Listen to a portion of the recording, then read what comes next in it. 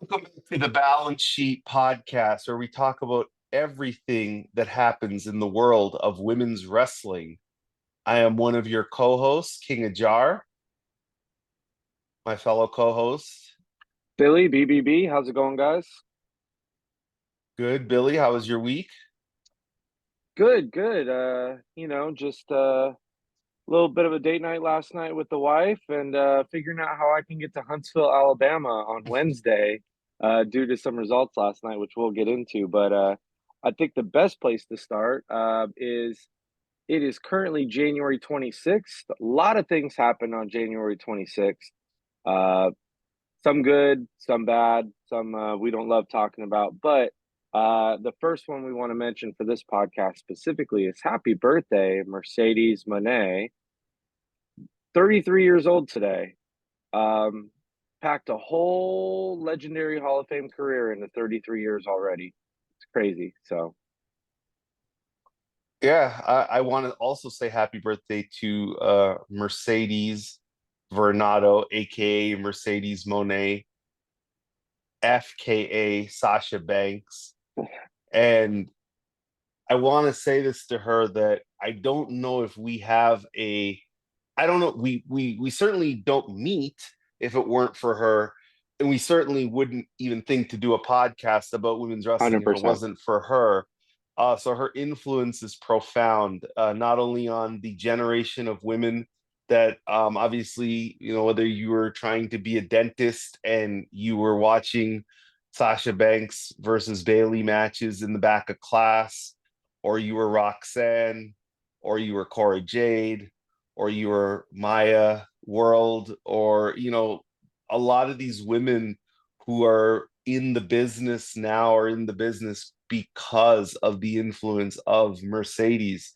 And I don't think that can be understated. For all of the online nonsense that surrounds her name in terms of, is she overrated? Why is she paid so much?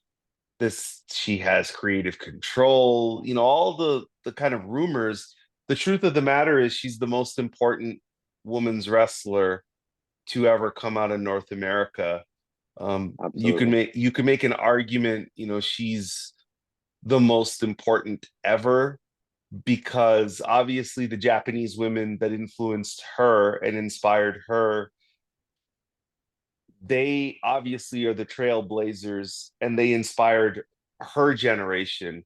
But her generation that got inspired by them is very small compared to the generation she inspired. So obviously you need one without the other. There is no Mercedes without Manami Toyota, Aja Kong, Bull Nakano, Hokuto, all of them in All Japan. But I think Mercedes allowed, because of the platforms you had in WWE, obviously allowed it to be broadcast on a bigger stage. And I mean, you read the stories of how many women got into professional wrestling because of her match with Bailey. Indy Hartwell is a prominent name that I didn't even know that story until Kevin Owens told it. Like, I didn't even know who she was. Whereas she was in the Performance Center and Kevin Owens goes, "Well, she's here because of that match." And I was like, holy Yeah. cow, like that's, and then the fact that they actually got to wrestle each other and stuff, that's pretty cool. So yeah, happy birthday, Mercedes. January 26th is for a lot of us who are basketball fans and sports fans, it's a sad day for another reason. It is. But Mercedes deserves her flowers. She's definitely, you can make an argument she's the best ever. You could make an argument she's top two. What you can't do is say she isn't one of the greatest women's wrestlers and professional wrestlers of all time. What that you Yeah, cannot do. absolutely. And, um, you talked about it a little bit, but what I will argue that she's unparalleled in is impact on the business, breaking a glass ceiling when it comes to contracts. Any of you who've listened to us since the beginning, this podcast came about not because of Mercedes' greatness necessarily in the ring, but it was really an idea to make sure people understood what was going on the business side of things and what she was able to do there and how it's uh, expanded women's contracts, where there's more negotiating power because one of the best in the world has moved companies in her prime. So profound impact on the business, and just proud of her. And like I said, 33 years old, and um, you know, I, we all think she loves wrestling enough to do it for a long time.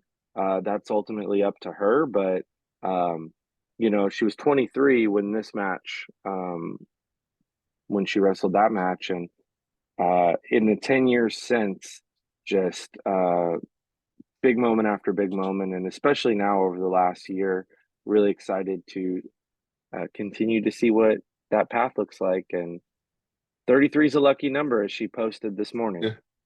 Well, think about it like this. If I said to you, there's a wrestler who was the first, or women's wrestler who was the first to pay-per-view a premium live event on NXT. That same wrestler was the first to main event a premium live event on the main roster. That person was also the first ever, at one of the two first ever African American women to main event a WrestleMania. I also said that this person main evented the most Raws and SmackDowns. That person said, you know what? I don't like my current situation. I want something different. Left, went to Japan, was having a hell of a run, then came to All Elite Wrestling as the highest paid women's wrestler of all time. That all of those accomplishments are Hall of Fame by itself. Like, I didn't even talk about the quality of the matches, right? Because Right. that, she's in another category in herself. She could have her own wing in a Hall of Fame for great matches. But that's the thing. Even if you take away the quality in the ring, her accomplishments without the matches alone are Hall of Fame worthy. But when you combine the two, you have a pretty unique package. And I think that platforms like ours should exist to point out that, because I don't think people realize how impactful she has been, truly. Like, Yeah. think about it. If I were to tell you in 2010 the two black women would main event WrestleMania 11 years later, you'd have laughed at me, because Yep. women weren't main eventing anything in 2010, right? Like, they weren't doing anything in 2010. So the fact that we've come such a long way is amazing now, where women routinely main event Raw, SmackDown, NXT. NXT has hours dedicated to women's wrestling. None of this happens if it weren't for the match behind you. And I truly believe it's the most important women's wrestling match of all time. Japan, North America, Mexico, it doesn't matter. The one right behind you is the most important women's wrestling match of all time. And I could argue that it's one of the five most important wrestling matches of all time. Off the top of my head, Savage Steamboat, that one. Um, I'm gonna say I don't like giving this the spotlight, but I'd have to say Hogan Iron Sheik, because it birthed, the rock and wrestling era, Hulkamania, all that stuff. Um, Austin Rock, maybe, Yep. because it kind of spawned, the two generational stars. Um, I mean, I guess maybe Bret Hart Austin, because it kind of gave you Stone Cold. I don't know. I can't really think of too many important matches that changed the fabric of wrestling, but the one behind you is on a short list. So happy Yeah. yeah, Created a growth area of wrestling, which, some of the greatest matches ever are great, but they didn't create a growth area. absolutely. Just having a great match doesn't mean people are inspired to go to wrestling school and train. But I know two specific matches, whether it was Savage Steamboat, Sasha Banks Bailey, those are the two matches that I hear frequently wrestlers talk about. I saw that match and I knew this is what I want to do for the rest of my life. And I think that that is a testament to both of those matches, and how matches long, outlive the people who were in the matches. And you look at Savage Steamboat, Savage is no longer with us, but that match will be talked about forever, just like Sasha and Bailey would. So, happy birthday, Mercedes. But we do have a show to get to. So, Yep. Saturday night's main event. Let's start right at the top. And let's start with the first match on the card, the only women's match on the card, which was Rhea Ripley defending her title against Nia Jax. We complained last week, and rightfully so, that we thought this was a skip event because there was no women's matches on the card, which we didn't understand at the time. And thankfully, they kind of listened to us. Like we said, we'd like to see a Rhea title defense. If for nothing else, it gets her kind of back in the ring wrestling. Yep. So I'll start. We'll let you start. What did you think of the match? Yeah, I mean, uh, better than not having a match, obviously. Kind of a 1 week build. Uh, and it feels a little bit like Groundhog's Day, right? What Rhea and Nia were literally running back the feud that main evented Elimination Chamber last year, which uh, is fine in and of itself as long as it doesn't drag on too long, right? Because we've seen it already, and it shouldn't be a couple months. But to do for Saturday night main event, they kicked off the show. I think we got what was expected out of the match. Um, I was happy to see Rhea in the ring back to back nights because she also wrestled on Friday, right, on SmackDown in the 6-woman tag. And I just think that they're playing with fire, um, as we've talked about, not having her, wrestling very often. And I mean, she was less active in the ring last year than any I think year of her career, barring injury. So good to see her out there and kind of working a little bit. I think it'll help give her momentum into Mania, which um, we'll talk about after we get your opinion on the match. But holy smokes, is it cloudier than ever right now? What's going to happen at Mania? No clue really. But what'd you think? I really liked the match for a couple of reasons. One, it showed everybody Rhea what she's capable of. She did the Rip Tide, she did the Code Red, she did her Cannonball, she did a lot of great power spots. Um, I think Nia has improved a lot as a wrestler, which cannot be taken for granted. She's put the time in, and she's a much better worker now than she was, when she was in the WWE previously. This run, she's been actually really good. I loved it because it showcased what Rhea can do. Naya's a big, powerful woman, and it's going to take all of Rhea's ability to beat her. That's the story they told. I loved the spot where Naya did the Annihilator on her back. I thought that was a cool spot where, everybody's like, turn her over, and, win. I really enjoyed the match. Like I said, it's what I want to see out of Rhea Ripley. I want to see her wrestling.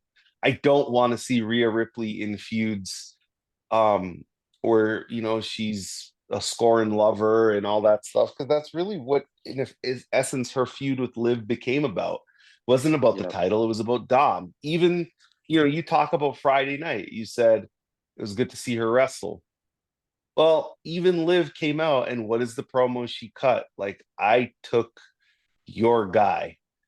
Right. I'd like to see them get away from that. Like, we get it, that feud is done, it's over with. Like I said, I'm just happy to see Rhea wrestle. I hope we get a long title run from her, a long title reign, sorry, which I'm sure we will get because it's Rhea Ripley.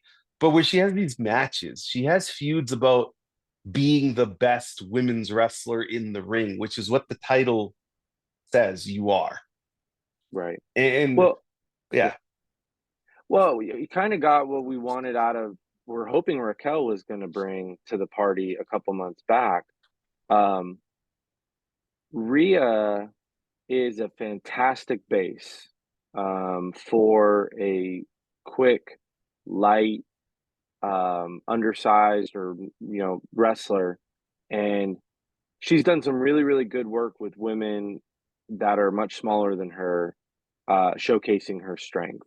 But where I think you really lock in, you know, that she's special is how she looks against other powerful women, because she's a little stronger and a little faster, right? Like, she's gonna out quick um, most women that are bigger than her, and be able to do all of her moves to Naya, and it's create these moments with the crowd. And I think it's letting it's showcasing why she's special. So we thought we'd get that out of a Raquel match, but I'm kind of bearing the lead here, but that's why the Bianca match is so mouthwatering, because they're both race bigger, faster, stronger, but who's the biggest, Yeah. fastest, strongest? Like, that's why it's a dream match, because that's kind of um they spend a lot of time wrestling smaller women, and then you put them in generally against someone closer to their own size, and they're so much bigger, faster, stronger. What's that look like when they wrestle each other, really, um is going to be the fun part. But I thought So against Nia, she looked incredible. Yes. yeah. So Friday before SmackDown started, a report hit the air that said that Rhea Ripley versus Bianca Belair was discussed for this year's WrestleMania, to the shock of both of us, because we have long been talking about that as the next women's match that will main event a WrestleMania, but it would be next year, because this year it already seemed like they had their main event players kind of locked in, in Hmm. some shape, form, or fashion. Reigns, Cody, Cena, maybe Rock, Punk. Punk. Like, we just thought, okay, well, this is not the year, but you give them a year to next year. Now you can build up towards it. You need to Bianca, first off, needs to get rid of being a tag team wrestler, so how she could quickly pivot from being a tag team wrestler to a singles wrestler right away. She still has tag belts. I mean, obviously, she could lose them. We're going to talk about that match here coming up on Tuesday. But I was shocked that this was being discussed, and it feels very hot shot-ish. And I got to be honest here, I'm not feeling it for this year's WrestleMania. I'm not feeling it. I would have gone with I don't even know. You talked about it being cloudy. I don't even know what matches I think there's one match we know that's going to happen, and we're going to talk about that Yeah. here in a sec. But on Rhea's side, I was thinking Rhea.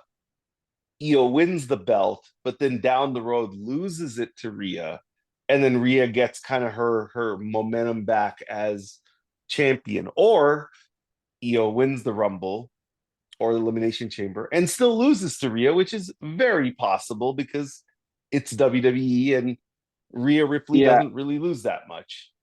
Yeah. I mean, the way I see it, and I'm not trying to make booking paint by numbers, but just the reality of it is, I don't think Tiffany's going to hold the belt for a year. Um, Rhea had a shorter reign last time than they wanted, even though they made something out of it. Injuries played a part, and um, I presume whoever Rhea's wrestling is getting fed to her in WrestleMania. Mm-hmm. That doesn't mean it won't be a great match. If it's Io, they'll have a great match, but I would expect Io to retain. She's kind of in that Roman Reigns spot a couple years back when the crowd had finally gotten behind what he was doing. He wasn't losing to Edge and Daniel Bryan. He just wasn't. That's how I feel about Rhea. She just got the belt in January. I know she had it last year, but she didn't have a run last year, right? Like they wanted to have. So, I, listen, I hate the idea of Bianca and Rhea wrestling in this year's WrestleMania. I despise it, actually. If someone who was trusted to book the women the right way had 3 months, I think they could do it. I think it'd still be a hot shot type of thing, but this just reeks of kind of where Triple H stumbles as a booker for women for me. We got all this organization around what Cody's doing, Punk and Roman, and you know, it feels like he doesn't have a long-term plan for Bianca, right? He doesn't like they're going to continue to put them in big spots, but it's not like to get from A to B over this amount of time, which is frustrating. And Shawn Michaels is probably the only one doing a good job of that. So I'm not, Tony on the AEW side is frustrating in that way as well. But there's no reason to run the match this year. They don't need it this year. You can create a year's worth of good television, having that sizzle around them. When are they gonna collide? And to your point, if you do Rhea Bianca this year, you know who's going to get the shit end of the stick, because the story's going to wrap up real quick, is Naomi. Io. Oh, Io Naomi. and Naomi. Naomi, Io, yeah. they'll do a 2 week. They'll do what? They'll do like a 2 week breakup, and then Bianca moves on. Seriously, I hope it's a false rumor. So 2 years ago, when Rhea Ripley won the title, beating Charlotte Flair, and Bianca beat Becky Lynch, the next night on Raw, they went and faced off against each other. So everybody thought, okay, we're going to get these two fighting each other. But then the plan changed where Rhea ended up defending against Becky. It was supposed to be Bianca against Charlotte it wasn't going to be for a title, but it was going to be who is just the best, right? And then Charlotte got injured. Yeah. So I do believe they had a 2-year plan where it was going to be Rhea Bianca facing off, then Rhea beats Becky, Bianca beats Charlotte, so now they can go to each other and say, hey, I beat both of them, you beat both of them. Now it's us. And then obviously with Charlotte getting injured, that got thrown away. And then Rhea got injured. And I truly believe that I believe Rhea Bianca was supposed to be the match this year. But because of Rhea's injury, Liv got so hot that they had to kind of stretch that feud out. But then to do it now is the worst of all scenarios. Like, they have to be a little bit smarter about this. And look, they don't run house shows the way they used to. They're not running house shows every weekend where there's more of a chance of injury. They're being very selective with the house shows that they run. Like, they'll do Madison Square Garden, they'll do Chicago, they'll do big cities. They're not doing small towns anymore. That's not the TKO model. But to me, you are going to cheat us of a generational buildup to what would culminate to be a logical main event next year. Like, by the time we get to next year, if they did this correctly, nobody would argue it would main event. It would just be the main event. Like, there wouldn't be a hashtag. There wouldn't No, be, it might oh, main event night too if they did it right. I'd like to think they're that progressive. They're not, but you know what I mean. Yes. Yeah. Yeah, I absolutely think that if they played their cards correctly, where Rhea just went on this rampage and killed everybody, and Bianca did the same, um, and Bianca like won a Rumble or something, and then she came out the next night after the Rumble, said, "You know what? I'm not wasting time. Rhea, it's you, it's me, it's WrestleMania, it's the dream match." And you just build to it. And man, you could have a feud that by the time we get to WrestleMania, not only are people not even worried that it main events, they announce it in 2 months. 2 months in advance, they're like, this is going to be the main event, and everybody's happy. Yeah. So the more I think about the Rhea Bianca dynamic, if you want to tell a story that makes it to mainstream and people are just stoked for it, the way they've positioned them, you've got to have it where Bianca needs to win. And hear me Mm-hmm. out. I don't think Bianca should win if they wrestled this year. I It's agree. Yeah. not positioned where that would make the most sense, or people are clamoring for it. by the time it happens, you kind of just said it. You are who the hell's ever going to beat Rhea Ripley? And it's Hmm. like, well, of course it's going to be Bianca Belair. And then can she do it? And that's the story because um one of them has to have like a year-long run going into it. The way that they Yeah. book the men. That's what I was talking about with planning for this match to be what everything it could be. One of them just has to be wrecking everyone for like a year. And it could be Bianca if they were telling it years out, but if they're telling it next year, it would be Rhea goes on a run. The other thing that disappoints me about it, if it's true, I don't see it cracking the main event rotation this year. I just, are they really going to not have CM Punk main event and not have, are they going to look at, okay, so Cody, Roman, and CM Punk? I don't know that any two of them are going to wrestle each other at WrestleMania. Are you going to tell two of those three guys are not in the main event? I mean, I would do it. I'm not saying I wouldn't do it. That's why it's a women's podcast. But I'm just being real with what Triple H is really going to do, and I don't see him not having those guys in the main event. Not having, if Roman's in the main event but not wrestling Cody or Gunther,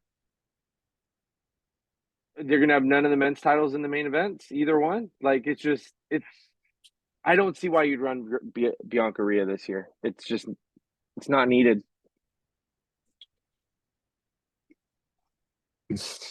I feel like for Bianca Rhea, they deserve better than a Yes, thrown together rush. It's the one women's match that exists in the WWE ecosystem that people care about, that people have been clamoring for, that people want to invest in. Every time they face off backstage, you know, X loses its mind, like, oh, we're gonna get it. We're finally getting it. And just to throw it away in a year that, to be honest, I hate the word deserve because in wrestling it's about who's the hottest. And that's why when Bianca and Sasha main evented and people, did the hashtag and all that stuff, I was like, it's the actual legitimate dream match that they had at that time for the women. Like, you know, when we think back to 2021, that was a match that all of us wanted to see for years. From the moment I saw Bianca in the Mae Young tournament, I was like, I want to see her wrestle Sasha Banks. yep. And it took them 4 years to finally lock up. And the first time they ever locked up was at WrestleMania in the main event, which was awesome. I That's kind of how I feel about Bianca Rhea. Like, I don't want to see this match anywhere else but WrestleMania in the main event. I don't want to see it on Raw. I don't want to see it on SmackDown. I don't want to see it at Elimination Chamber. I don't want this to be the Shield triple threat at Battleground. I need I it to don't. be WrestleMania. Yeah, I don't even think if it was main eventing SummerSlam, it would still be like, wow, why didn't you do that at Mania? And SummerSlam, that's a big deal, obviously. No, you just kind of said it. It's the women's version from a booking standpoint of Hogan Warrior. Yeah. It's legitimately that same. They're much more talented, Hmm. but Yeah. it but it's the what is it, the immovable Ir- force, Irresistible, immovable irresistible object, force, irresistible force. Yeah. and they don't have other matches that are going to be auto main events like that for the women. Again, this is not our opinion. Is the women are part of the show and they main event all the time. But okay, Charlotte. Let's get into Charlotte. Yeah. Let's get into She's coming another. back. It's going to be a big deal. Tiffany Stratton, um, the rocket to her. The crowd loves her. It's not going to main event at Mania. It's not even going to be discussed to main event at Mania. And No. um, Bianca Rhea is how we get our foot back in that door. Um, Bailey Io should have main evented last year. Had the story, had the Rumble win, but it's going to take it's going to take more than just two huge names, because Tiffany and Charlotte aren't going to main event. It's not going to even be talked about. And if Charlotte and Becky are having trouble main eventing against, real opponents, um, it's a tough spot to crack at this point. And yeah, so I just think Raj and I have been friends for years now, and this is one where we've always said, "Oh, Bianca Rhea, that's an auto main event when it Yeah, happens." And easy. it's almost like they're putting it up in a way where it wouldn't. It better be a false rumor. That's all I'm In saying. in the history of since women's wrestling became very prominent part of WWE programming, I thought very few women's matches with the right build legitimately could main event and nobody would complain. And this is my list. The match behind you, if they built it correctly, Sasha Bailey with the history that they have could have main evented a WrestleMania. Yep. I think a four horsewomen four-way could have main evented WrestleMania. Yep. I think Sasha Banks versus Becky Lynch, like how hot that we talked about it last week, how hot they were in 2019. If they had started that feud, let's say at the Royal Rumble, they could have got to Mania and they would have been hot enough to main event. I never thought Charlotte Ronda Rousey was a WrestleMania main event. Never did I ever roll out of bed and say, that's WrestleMania main event material.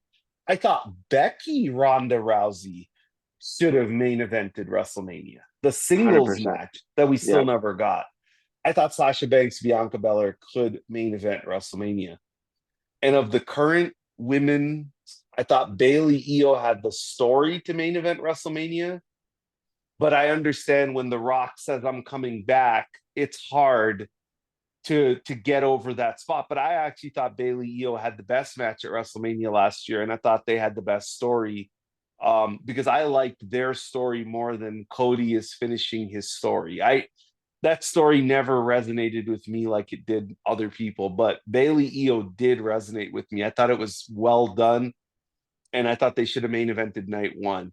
But Yep. Rhea Bianca is the no-brainer women's main event that exists in the WWE ecosystem. Like to me, this is not a question. This is if it happens at Mania, it is the main event.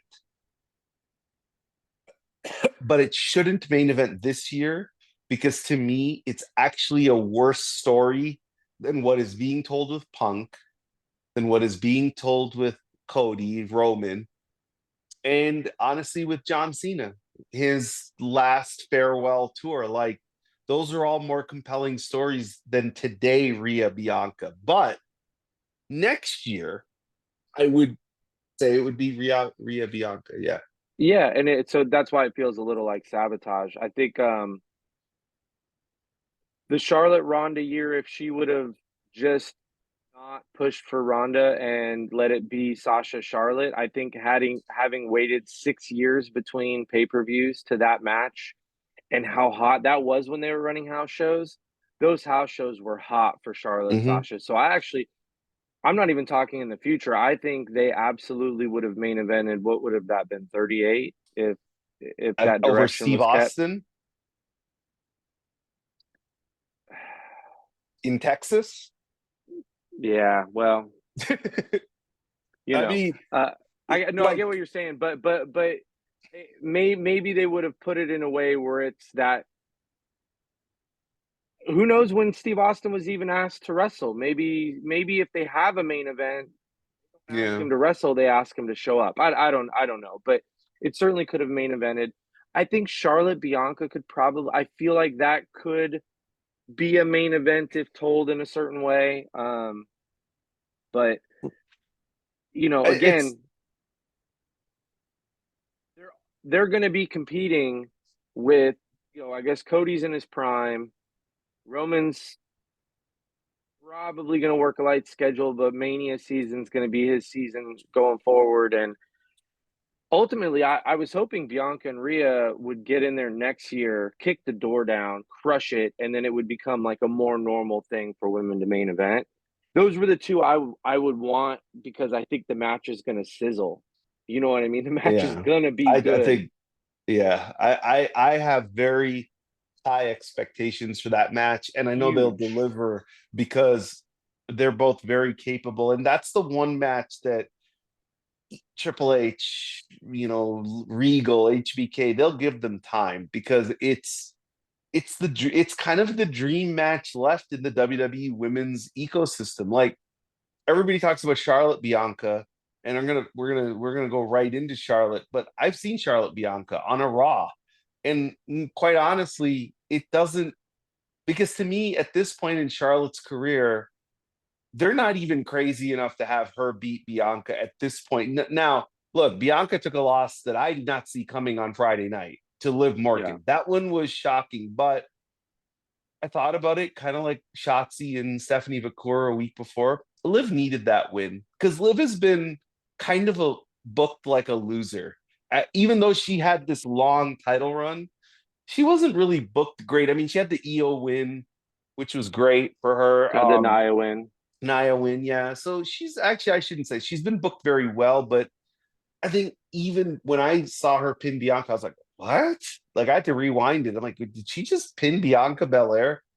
I like that they reintroduced her craftiness Yeah, because yeah, that was good. that's I think that's what you're saying is she's a great wrestler in the ring and she's got a craftiness to her that I mean she's I think the last person to pin Sasha Banks in a WWE ring. Is Hmm. that Yeah, correct? that's correct. Yeah. And it was craftiness, right? Mhm. So um I like it for Liv. It did shock me a little bit. Bianca's fine. It's not like gonna bury her, especially the way she was pinned. But if they follow up on the story, I think the story is easy for Bianca. Bianca has not pinned anybody when she's the tag champ. Naomi's gotten all the pins. And oh, by the way, I think Bianca's going to lose again on Tuesday, which might spark a Naomi heel turn. We can only hope. But I hope so. another person that that is returning at the Royal Rumble next Saturday is the aforementioned Charlotte Flair. I'm going to give you the stage here because you have been very vocal in our group chat about how you don't like how they have brought her back so far. And by the way, before I give you the baton, two times now they have showed a Charlotte Flair return vignette right before Tiffany gets introduced. This is Yep. not an accident. This is clearly, to me, the WrestleMania direction for Tiffany is Yes, Tiffany versus Charlotte. Now, you have a problem with how they've been bringing her back. I do. I do. Actually, been waiting with bated breath for Charlotte to come back. Right. I think I've mentioned it months ago. I was excited to see her back in the ring. I felt like there was a real reason to be behind her from a babyface standpoint. The realest reason in a very long time, right? Devastating knee injury. She's been gone a long time. Absence makes the heart grow fonder. Wrestling's better when Charlotte Flair's there. I'm into all that. And I wanted to see her kind of show some vulnerability. Um, and instead, we're getting these vignettes. And I'm sorry, to me, they just feel like propaganda. They just feel like, we're going to plant the flag that Charlotte is the greatest and have the ego and we're just going to use our machine to just put it out there that there's no argument that this is the greatest women's wrestler of all time. And I get if they're maybe it's working and I'm supposed to be a booer and it's working, right? Instead of my instinct of like I miss Charlotte and I want to cheer. So that might be what they're going for. It doesn't work for me though because Tiffy does not play a straight baby face well, nor is that what she should be doing. She should be over in the way that Dr. Banks was over in 2015, right? Like Team Bad, where she's gonna get cheered, but she is who she is, right? Like, um, and having Charlotte be this character, I just don't know that the match dynamics are gonna work. Um, so I think they're doing this because Tiffy's response from the crowd. But I watched these vignettes, man, and it's actually taken all the air out of my excitement. Um, I would have loved have I hope she gets a huge return pop at the Rumble. I think that they've softened it with these vignettes, especially if we get them, next week as well, like one more week of them, because it's all ego and I don't know.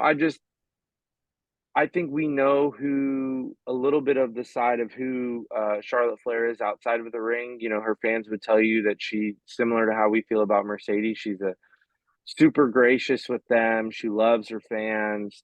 You're real great woman who she's playing a character in Charlotte Flair. Um, I think I just think the vulnerability thing could have been a babyface height that she's not really reached before because the groundswell to cheer her was larger than ever. So maybe it's just my personal booking getting in the way of it, but it's just uneven for me. With Tiffy, it just if that's the direction I watch that match and I don't know what I want. Yeah, you definitely unpacked a lot there. I'll start right at the top with the propaganda, the video. Well, I don't know why that to me, that video is what they've been trying to tell me Charlotte is for 10 years. Right. Charlotte had one title reign, and they were already saying she could be the best ever, right? Like in 2016, they were saying she was the best ever, and in 2017, and 2018, and 2019, because in their mind, her having 17 world titles or 18 world titles or whatever the number is going to end up being, in their mind makes her the greatest. In my mind, it tells me she's also the greatest loser. Because if you have 18 titles, that means you've lost it 17 times. Yep. I don't look at that as being it's funny, right? How we look at wrestling, how wrestling looks at wrestling so different than sports. If you think about it, the reason Michael Jordan is put on such a pedestal is he has never lost in the title game. He's undefeated, right? Whereas Yep. LeBron is 4-6. I mean, Charlotte is more LeBron than Michael Jordan, right? She loses as much as she wins in the title match, but they want you to think she is the best ever. That's the story they want to tell with her. To me, I think it does hurt her because it does feel like you're already alienating other women's fan bases, Becky's, Sasha's, Mercedes, Io's, Bailey's. Like to me, Bianca and Rhea. Bianca and Rhea. Look, I am I am not the Charlotte Flair fan that you are, or a lot of people are, but I respect her contributions to the business. She is part of a movement that helped really pivot women's wrestling from 2-minute matches on TV to main events. She's part of that. Her match with Mercedes in San Jose is the catalyst. So I'll never take anything away from her. She is an incredible talent. And when she is on, she's as good as anybody. When she cares, when she says, I'm gonna give a crap and I'm gonna wrestle, she's great. My only problem with her is I have seen it way too often where she doesn't care because it's not going in her favor. The stuff with Io or Kyrie was awful. You know, Oh, just the stuff with Naya was awful. I saw her. I think they did the. It was the handicap match. Kyrie and Asuka versus her, if I remember correctly. It was at Raw in Nashville. I guess Mm. 4 years ago at this point. But whatever the match was, her and Kyrie were in there at the same time, and watching it from the crowd was brutal. Like it was the sloppiest I'd ever seen an elite wrestler wrestle. Yeah, and she is an elite wrestler. Like that because you've seen the match with Rhea. But if we're being brutally honest here, in the since 2021, how many great Charlotte Flair matches are there? Right? Well, she had, I think she had a match with Ronda Rousey that everybody liked. Not the one at Mania. I thought that match stunk. But I loved, she had a match with Becky that I thought was tremendous at Survivor Series. In fact, it's my favorite Charlotte Becky match. She had the great match with Rhea, and she had that excellent, like, no DQ, whatever match with Rousey. Again, if she's focused and on, she's as good as anybody, but I've seen it too often or not that she isn't. But that's not the point of where I'm going with this. I think the machine, this is the propaganda because that's what they want. They want you to say she's the best Right. because, and I don't think this is an accident or I don't think it's hyperbolic. I think as much money as they're making and as much publicity as they're getting and how cool they are, they don't have a women's wrestler on the roster that is currently getting the praise of the in-ring work that a woman that left them is getting. And I do think that's still important to the Triple H's and the Shawn Michaels because at heart, they are professional wrestlers and they want to be part of a product that you think is the best in the ring also. And right now, you cannot say that the WWE women are the better in-ring product for women's wrestling. You can't say they're better than Stardom. You certainly can't say they're better than any of the Mercedes matches we've gotten recently. So I think they're setting the stage for us to subconsciously think Charlotte's returning. She's the best in the ring. So I do think it's part of the propaganda. Now, to Tiffany, between the two of us, I'm certainly the bigger Tiffany fan. I have made no apologies about it. I do set my watch to Tiffy time, as they say. I've been a fan of her since NXT. I think she's super over. She has the crowd in her hand. They love her.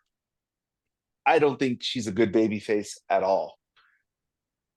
If I'm being honest here, I think she doesn't know how to play the baby face because her promos, her delivery, her like how she carries herself is heelish. It's very arrogant, mean girl, I'm better than you, which is what everybody loved about her, right? Like they loved that they have this mean girl character, but she can actually wrestle too. She could do the cool Right. stuff in the ring. Now they're gonna make her a baby face. And by the time we get to WrestleMania, if this trajectory of hers continues in how she's cutting promos and how she, like, they all got into a big brawl. She snuck out of the ring and walked away. That's a heel. That's not a baby face, Right. right? Like, people challenged her belt. Like, Liv said she's a knockoff Liv Morgan. And Tiffany's like, yeah, I'll just roll out of the ring and walk away. It's not my thing. That's a Right. heel. That's a Yeah. heel. I agree with you. If Charlotte Tiffany is the direction, I don't know what the story is other than, hey, you're the new me and I don't like it. Like, is that the story? And then who wins that match? Because If it's a Charlotte's your yeah, if that's a story, Tiffany needs to win. yeah. Like I'm a huge, like I said, I'm a really big fan of Tiffany's. I loved how she won the title. I just wish they kept her heel. Why couldn't you keep her heel and bring Charlotte back as a babyface? Okay, they're going to cheer Tiffany. You know what? They're going to cheer Tiffany no matter what. Whether she's a heel or a face, she is connected with the crowd. I see Tiffy time signs. I see men wearing her shirts. They like her. She's a really good looking woman who does really cool stuff in the ring. She's going to be cheered. Did they change Rhea Ripley's character for a year? She was cheered every week as a. She'd come out and beat Natty in 12 seconds, and everybody's going crazy. And I'm like, she's a heel and she's beating people after the bell and they're cheering her. They didn't change her. So they should have left Tiffany as is, but I think that's the match. That's Yeah, the match we're getting. I actually think if they left Tiffy heel and Charlotte comes back and it's, that doubt, that humbleness, can she do it?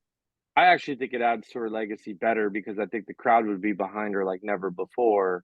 Um, and it would make sense for her to beat Tiffany. Uh, It has nothing to do with Tiffany, though, now that I think about it. They want all of that energy we have behind wanting to cheer for Charlotte and, oh my God, she's back. And we're so excited. They want that energy to go to Becky, is probably the truth. Or AJ Lee. Yeah, I mean, there's certainly a baby face coming back at Royal Rumble that they want the pop to go to because they fully called their shot with Charlotte and made her likable going into that. Again, by design, but I still think she's going to get a huge pop. Fans at the very minimum respect her, and the road back has been tough. So Royal Rumble, no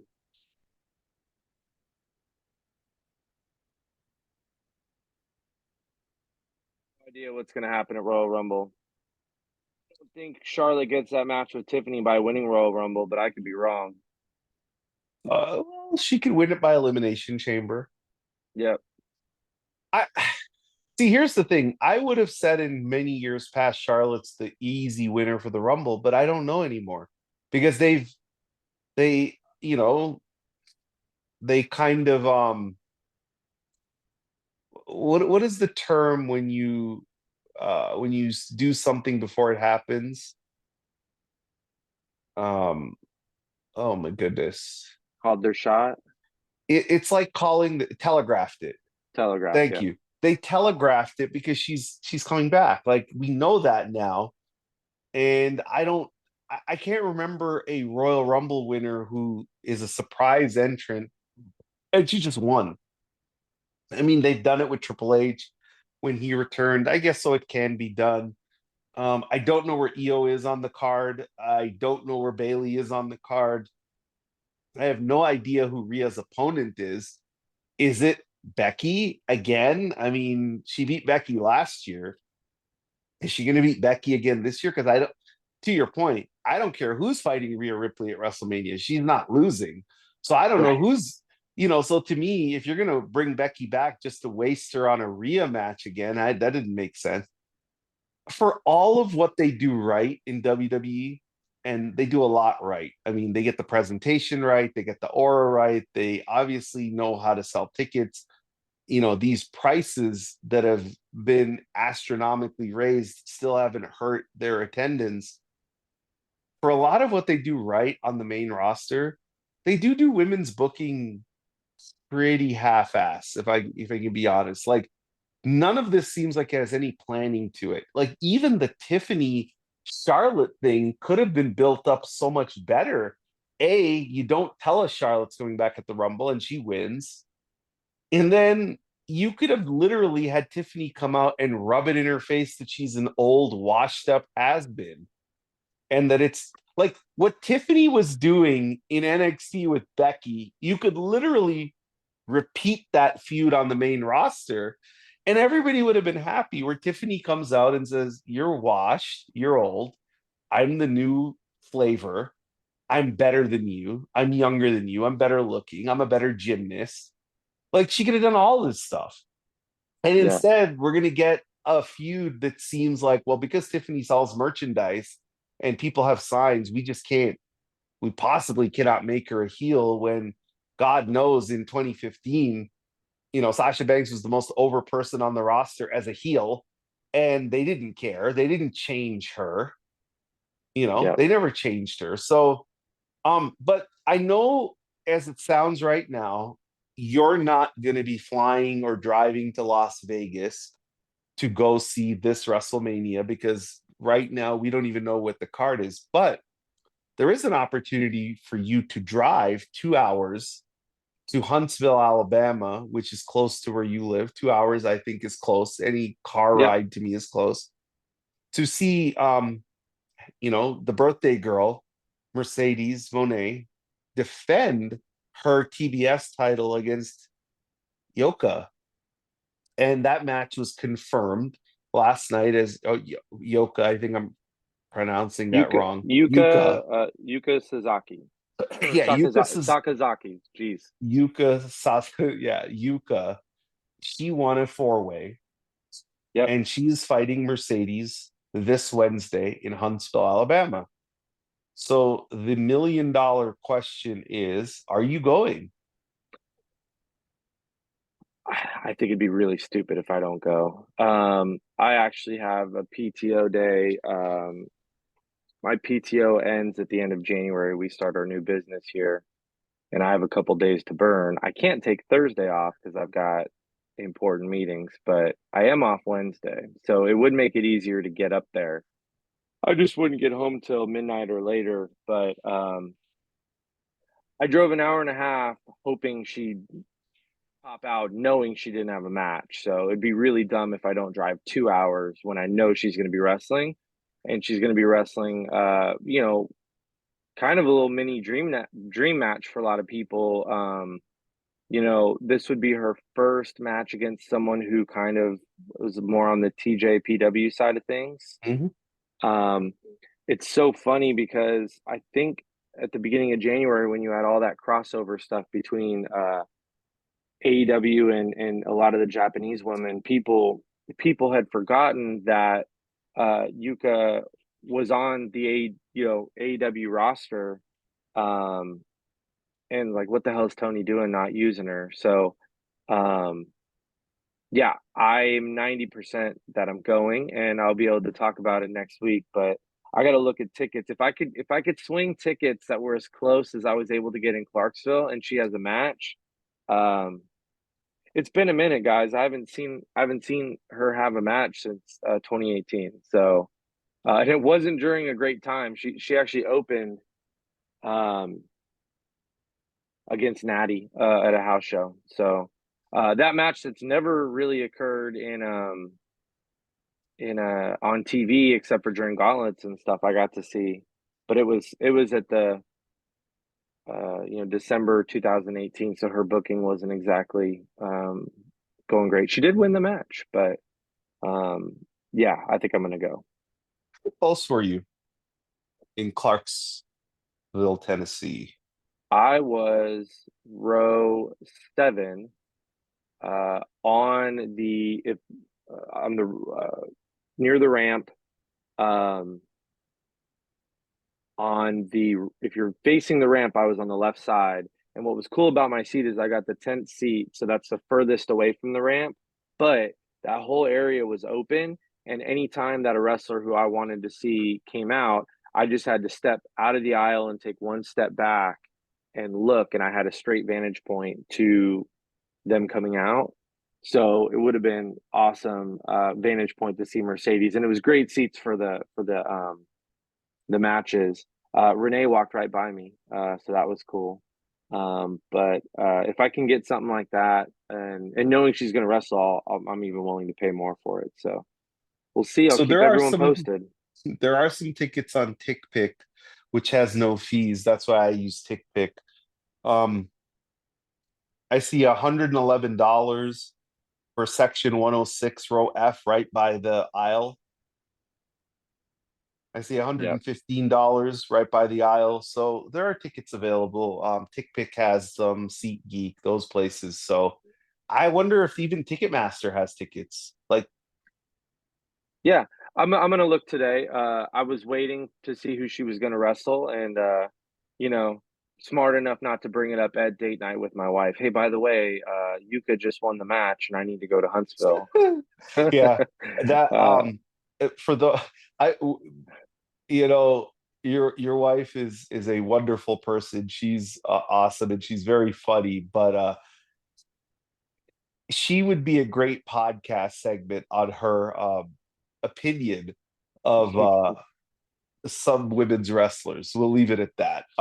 yeah, But yeah, so yeah, it's probably a wise choice for you not to bring it up. But if you decide to go, you're not only going to get to see, Mercedes and Yuka, which is going to be a hell of a match, and they're going to tear it down.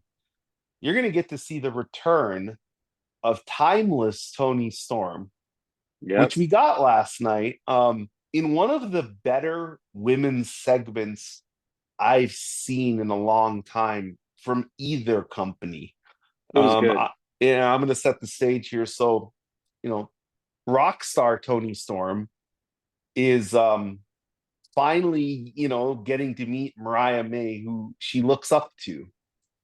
And Mariah's the champ, and she's like, oh shucks, I'm happy to meet you, and you're great. And Mariah's like, you're a nothing, you're a nobody, get away from me.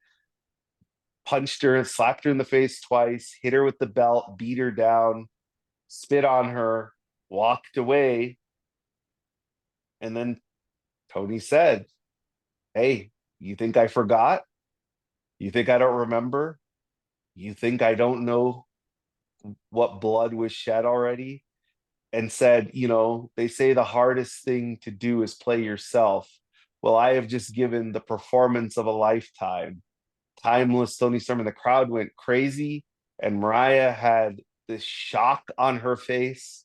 Mariah's Like, facial expressions were incredible. tremendous. Like, she like believed that Toni Storm forgot who she was as Timeless Toni Storm, so much that when she actually realized she was being played, she was like, oh no, what have I done? I have awoken this giant. And I mean, the pop that she got. And look, you know what, Toni, we have told you on our podcast for months now that you need to main event the women more.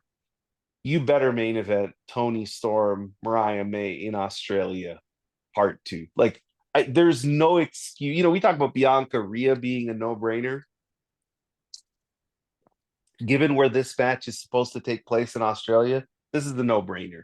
This match has to main event what is the pay-per-view called in Australia? Grand Slam. It's kind of not a PLE anymore, right? Max. It's on Max simulcast. NBA All-Star Weekend.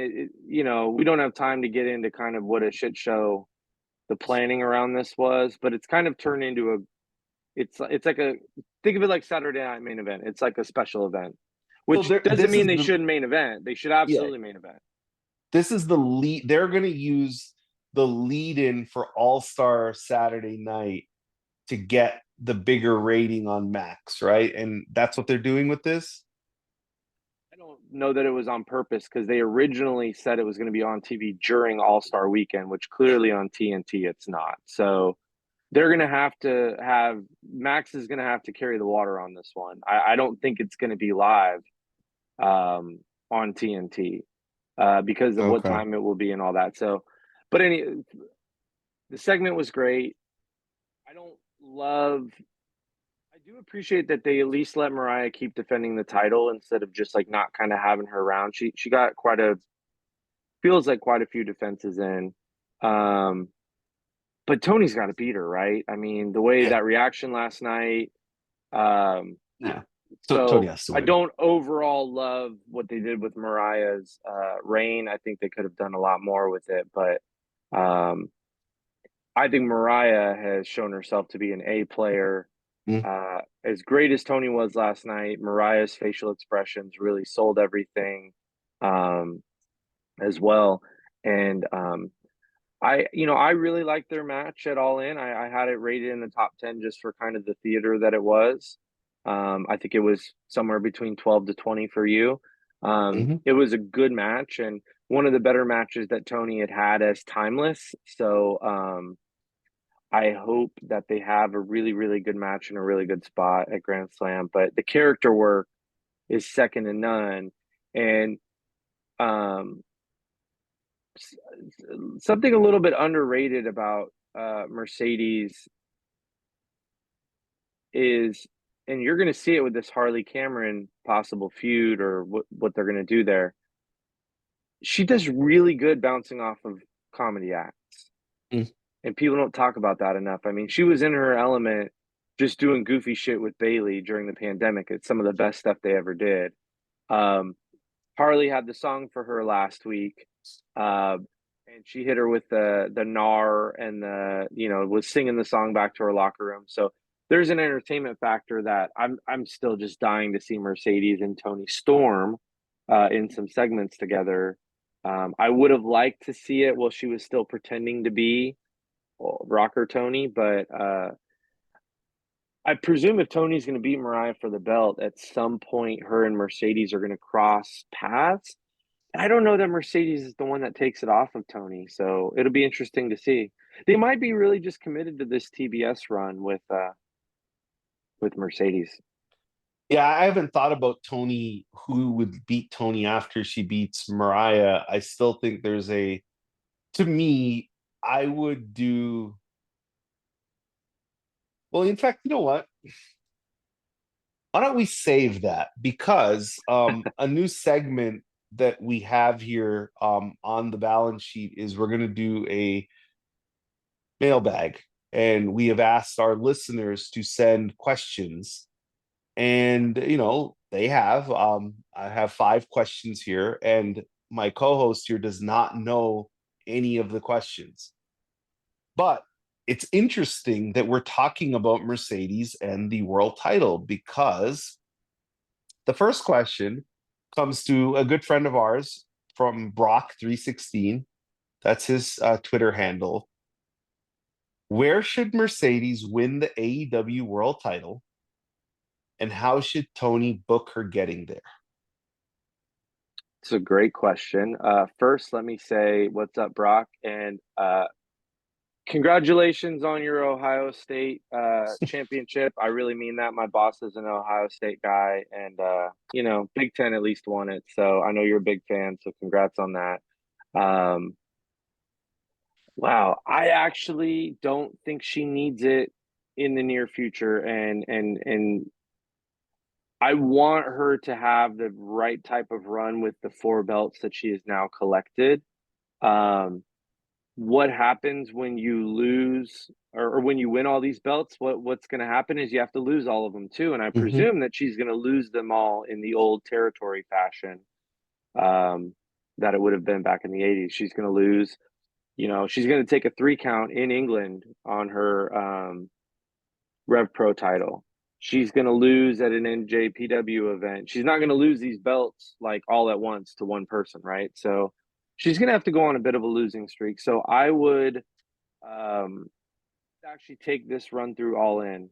And if she gains more belts between now and then, that if that works out, that works out. But at the 4 she has, I'd have her defend at least once in London.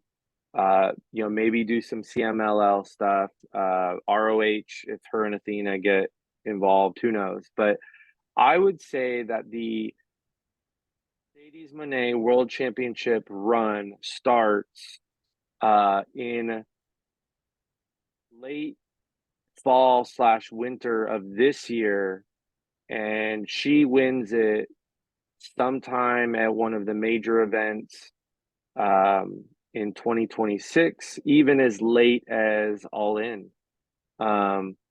Because again, she's going to need to lose at least 3 times to clear her of the belts. I do not think that she will add the AEW world title while she's holding other belts.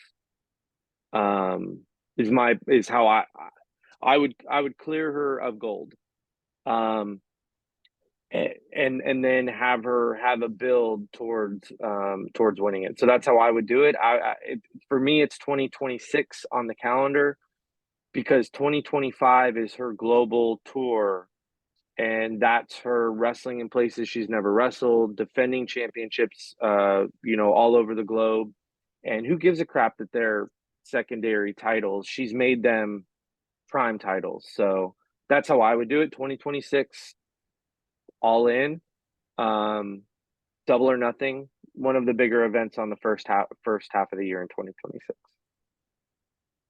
I don't think there's a rush. She's happy. Yeah, She's doing great things. I think that's actually the toughest question to answer because I don't know why she would even need to get the belt at this point. Like, I love what she's doing without it. And if she doesn't need it, why waste an opportunity to make somebody else when you could just have that belt in a separate ecosystem of storylines? But to answer the question, Brock, I would have her win the Owen Hart tournament after she's lost all her belts.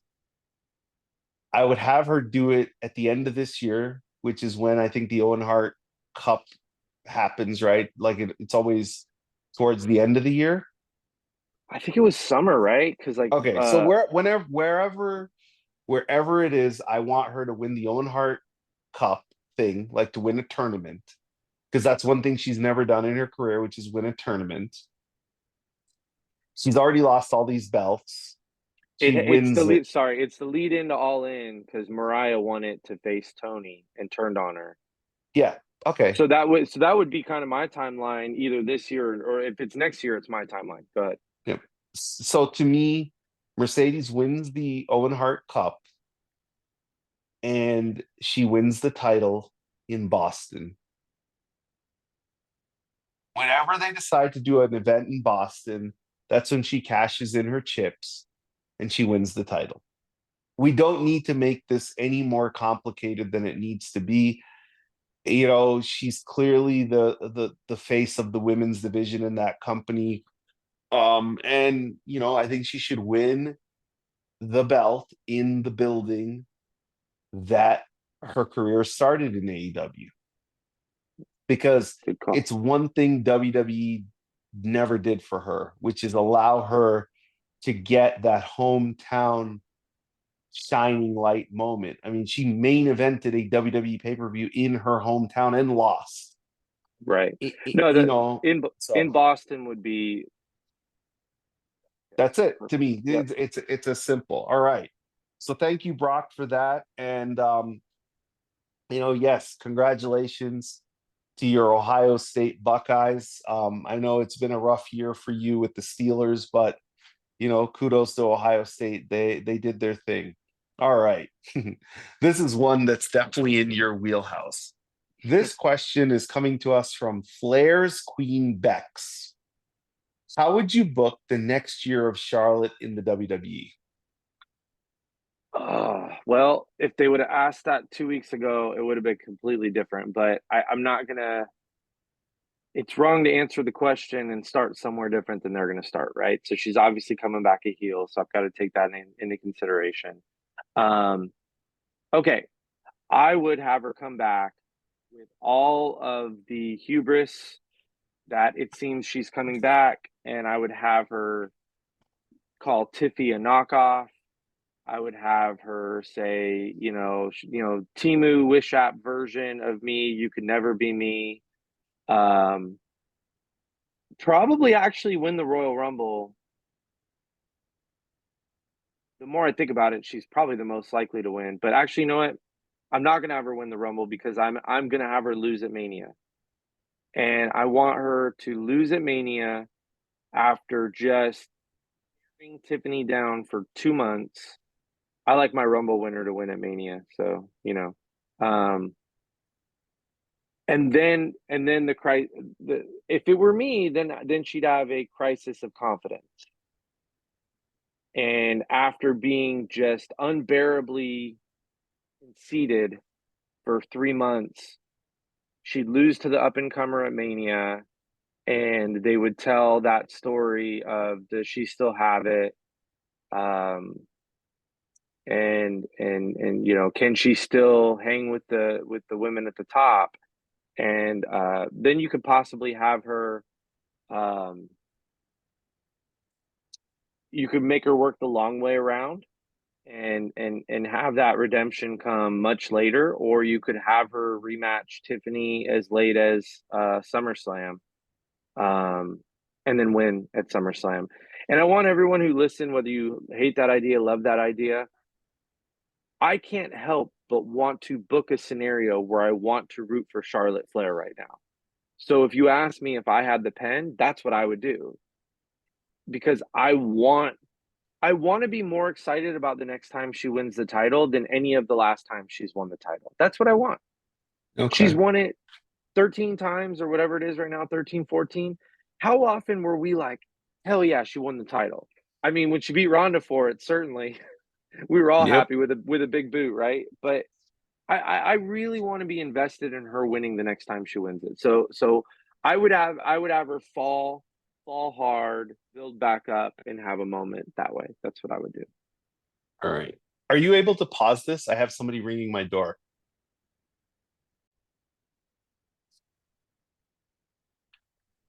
We're So back. you have long wanted Charlotte to, like, you want to cheer for her. You want to be invested in her story to win. You don't want to boo her. Like, you want to cheer for her because I think you've always felt like they've never really capitalized on an opportunity to have a babyface Charlotte, like a real It's always been babyface. forced. Yeah, Yeah, when they've yeah. done it, it's forced.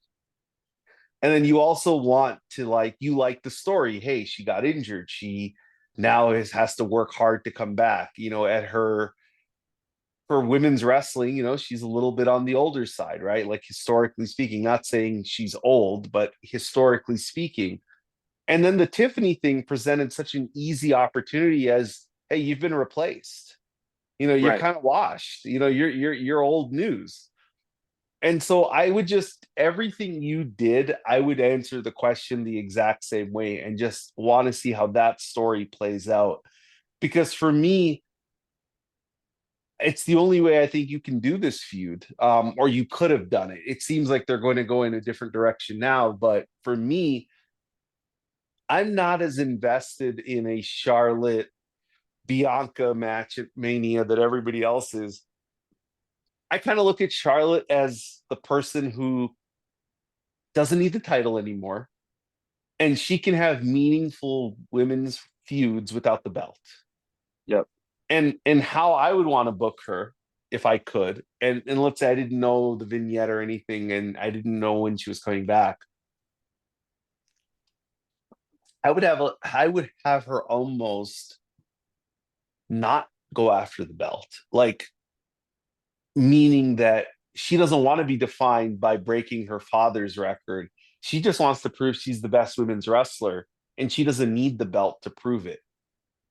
Like, she makes the title doesn't make her. And up to this point in her career, her existence is the title. Yep. No, it's good. So that's how I would do it. All right. So question number 3. This is good. This is coming from Lives Bliss. If Oh, you I can would only imagine. trade, if you would trade any two women's wrestlers for each other in AEW or WWE, who would they be? Oh man, that's such a hard one to answer on the spot. Um, I'm a realist, so my answer is not going to involve Bianca or Rhea or Mercedes. Like when you ask me a question like this, I think of like who could legitimately, like if Tony and Triple H sat down and were like, "Hey, what would make your roster better? What do you need, and what would make our roster better?" Um, I'd send Britt to WWE, so that we'll start with Britt. Um, if I'm Tony, I think not straight up for Britt. I'm not saying she's on the level, but I, in my mind, I kind of want Natty because I think Natty could bring something that I'm lacking.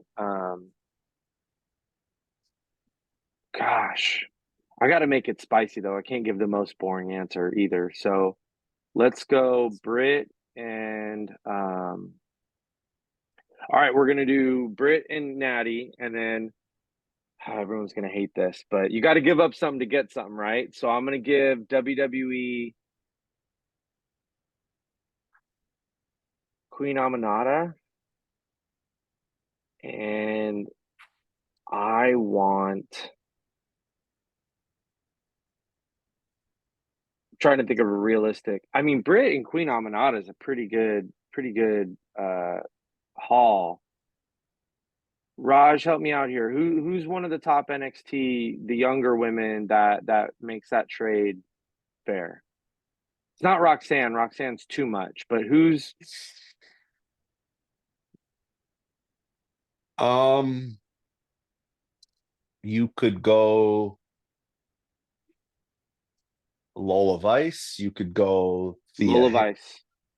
Lola Vice. Lola Vice Okay. and Natty, Queen Aminata, and Britt Baker. And what I like about it is I think all four women benefit from the trade, which I'm all about. I'm not trying to bury anyone. I think Britt does better over there. I think Queen Aminata's presence would be elevated. I just think she'd be a great fit for WWE TV. Um, I think Lola Vice um, help expand AEW in the Hispanic market, so that's a really really great business acquisition for them. And and I think Natty would bring something to the locker room that would help them.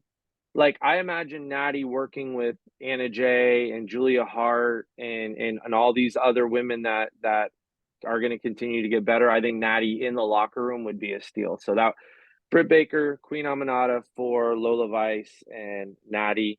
Um, I thought about throwing Julia Hart over the WWE side because I think um, her presence also would be a big win over there. But the way I think about things is realistically, and you're not trading Roxanne, you're not trading Mercedes, you're not trading Willow, you're not trading Chris Statlander, not trading Bianca. So that was my answer. So your trades are rooted in realism. Like, Right. if they were to sit down, what could we possibly do? I'm going to be a little bit realistic and I'm going to be a little bit fantasy. Okay. So Britt Baker is the obvious one here. I think Yeah. we can all agree that Britt Baker needs a fresh start.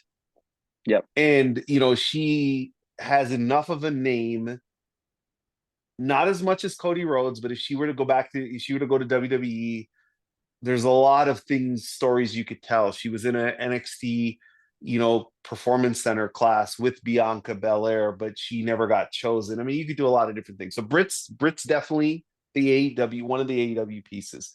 I struggled with finding the second woman in AEW. So I'm gonna go a little bit fantasy here, but I also think it's not as much fantasy as you think because I don't think this woman has been booked correctly since her return. And I'm gonna put Jamie Hayter. So Okay. Yep. No. Yeah. I'm gonna go Britt Baker and Jamie Hayter are going to WWE, and the WWE sends Jada Parker. And here's the big here's like they're trading her Alexa Bliss. She needs the fresh start, similarly to Britt. Because there's been reports recently that they haven't come to terms with the new contract and new pay structure for Alexa Bliss, who is one of the most popular women the WWE ever had at her peak. But I do think her course has run its course in WWE. Yep. Like, I mean, again, this is fantasy land. I'm making the trades, and the reason I think that would be great is in AEW they would get a bona fide superstar in Alexa Bliss. They would get a building block which they need in Jada Parker, and they're giving away two of their upper tier women in terms of name recognition, but also who they haven't really done much with in a year. So I think Jamie Hayter, Britt Baker in WWE would get a fresh start, and I think Jada Parker would be elevated immediately in AEW. And I think Alexa Bliss, Lexi Coffin, whatever her name would be, you have an immediate main event level feud with Mercedes because they have a history Yep. and they have real history, like in terms of heat. So AEW usually brings all that stuff to the forefront. I think it could be a money feud. That's my trade. It's a good trade. I like it. That is all right. So, question number 4. We're going to take our DeLorean and we're going to go 5 years into the future as Ason's Army asks, who will be the two biggest women stars in the WWE in 2030?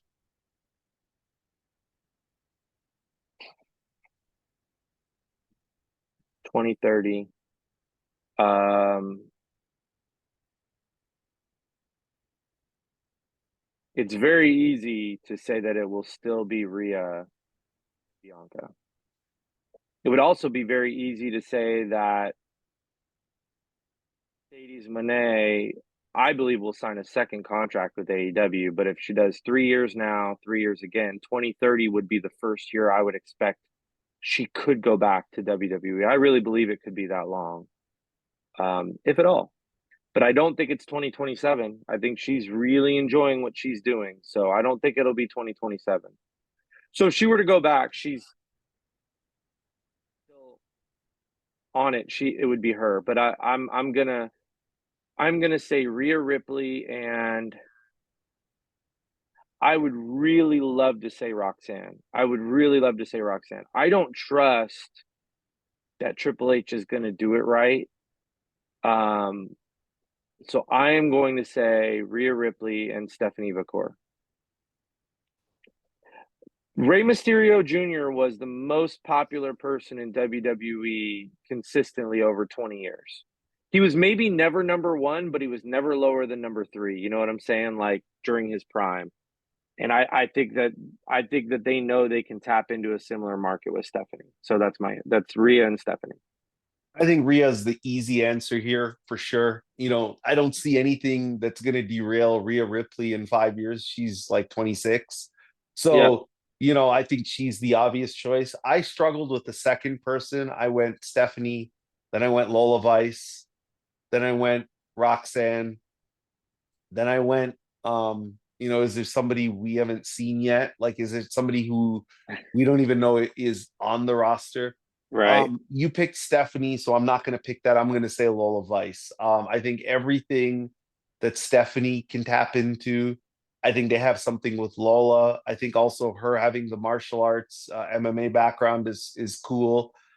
She kind of has that aura to her, how she walks to the ring like Stephanie. I think it's Rhea, and to me, side B of the tape is whoever they decide to make it. But honestly, the easiest answer would have been me just saying Rhea and Tiffany.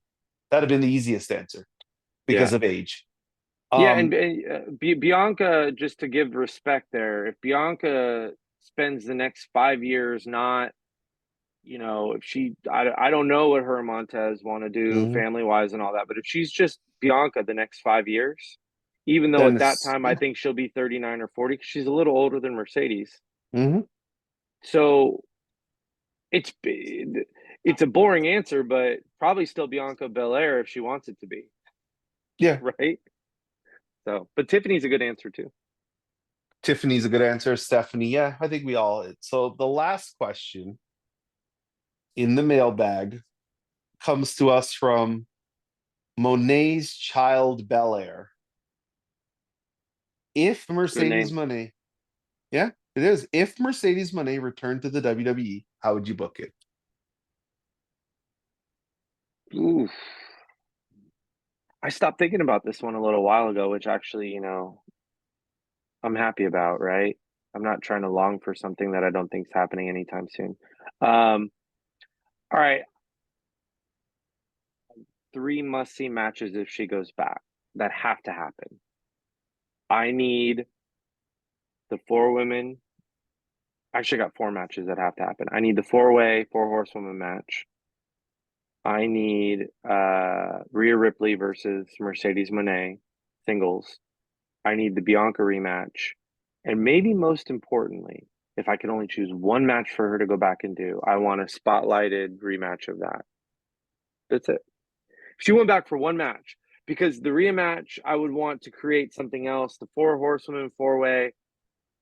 You're going to say she went back for one match, it would be that. So I would have her, I would just go full wrestling the easy way, have the four horsewomen, the three remaining horsewomen come under some sort of peril. Basically, you're no longer it, and have some faction or group of women. Easiest answer, and the crowd would eat it up. And I would just tease it, and I would have Bailey, Becky, and Charlotte be being pushed out by this younger group of women, and I would need them to need a fourth, and I would have it be. That's that's the boring, easy answer, and you know what? The pop would be insane. Mhm. And I'd start there because those women never aligned on WWE TV, and we deserve to see it before we deserve to see the four-way match.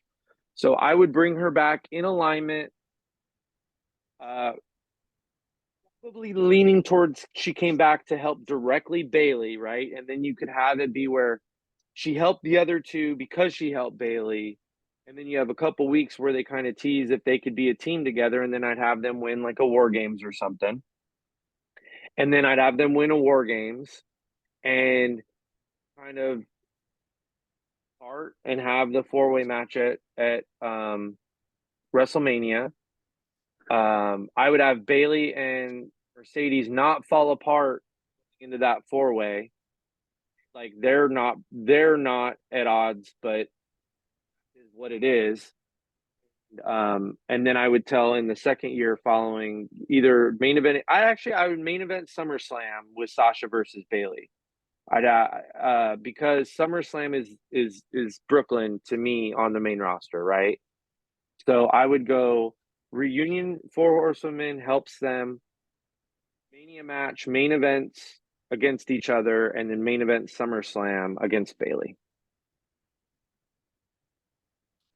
So you kind of have my story. I have it all laid out. This is something I thought about when this is actually before she signed with AEW, when there were rumors, real rumors of her coming back and how she was going to come and help, this person or help that person. So it's obvious that if she were to return, it would have to be in that kind of a capacity. So I'll go to exactly the direction you're going. So it is going to be War Games.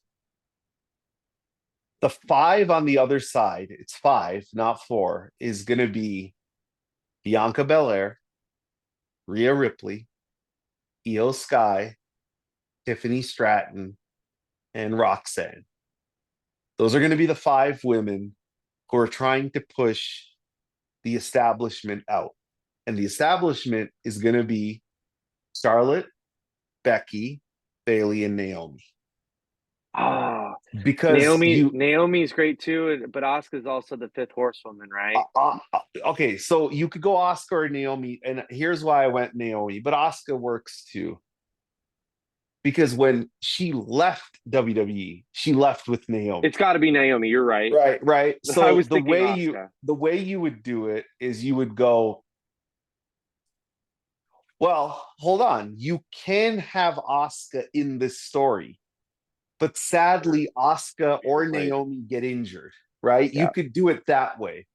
But what happens is they're basically saying, you guys have no friends. There's the five of you, and then they injure one of them. So they injure Asuka or they injure Naomi. You don't have any other friends. We're the cool kids, we're the it group. Nobody wants to team with you. Then you start to, is it Kyrie? Because then I'm foreshadowing a future where Kyrie is broken away from Io. Is it a Dakota? You have all kind of the women left, but they keep getting picked off one at a time by this group. So then Bailey and Naomi are backstage. Charlotte and Becky walk in. And maybe, Asuka is there, but Asuka's the one who's injured. And Bailey and Naomi are talking to each other, and Charlotte and Becky are like, what are you guys talking about? They're like, well, we were thinking about making a phone call. And they're like, no. Can you count on her? Will she show up? And then there's like real friction now, like, because now everybody knows who we're talking about, but it's like, could it be? Could this happen? It And, is. and It's boss time. Sorry, you did the Michael yeah, Cole yeah, line. yeah. And Naomi's like, oh, I don't know, I don't know if we could go down that path. And they're like literally like, Bailey's like, I don't know, I've never not been able to count on her. And Naomi's like, yeah, but like she never came back with, like, they literally tell you it's her without telling you it's her. And then, Charlotte and Becky are the ones who are not excited about this. So like, she's always been out for herself. She's always been selfish. She's never been about the team. That's why she's not here. And now, you know who it is, right? And there is no Yeah. secret. It isn't, it's like Punk coming back to AEW that time. It was obvious. And then the clues start, Is it time? Is it time to call her? Well, is it boss time? And then at War Games, it's the 5-on-4 now. They're getting beat up in the ring. They're getting beat up, and the music hits. So it's already after where they don't think she's coming back. Like literally, it's the bell has sounded where the War Games match has started. Then you hear the OG "Sky's the Limit." You don't hear. But here's what you do though. You hear. You either do it one of two ways. You take her new theme music that she owns and you play it first because it's not necessarily known to a WWE audience. And then you break it off and you do "Sky's the Limit" or you flip it. But that's how I would return her to WWE is she You has to help the Four Horsewomen. you could absolutely have some fun in there too and say, I guarantee you Sasha Banks is not coming back. Yeah. And they keep And saying that because I really believe, honestly, if WWE ever wants to sign her, she's not coming. Sasha Banks will never wrestle again. I believe that. Never yeah, wrestle I again. could see that. Mhm. I think I think that's one more wall she could break down, right? John Cena gets to be John Cena wherever he's at. Dwayne Johnson, The Rock, gets to be The Rock wherever Yeah. he's at. I absolutely think her terms would be I'm Mercedes Moné, and you would actually have Sky's the Limit play and then cut, and it would be But you know what? It's even you've given me an idea that's made this even better.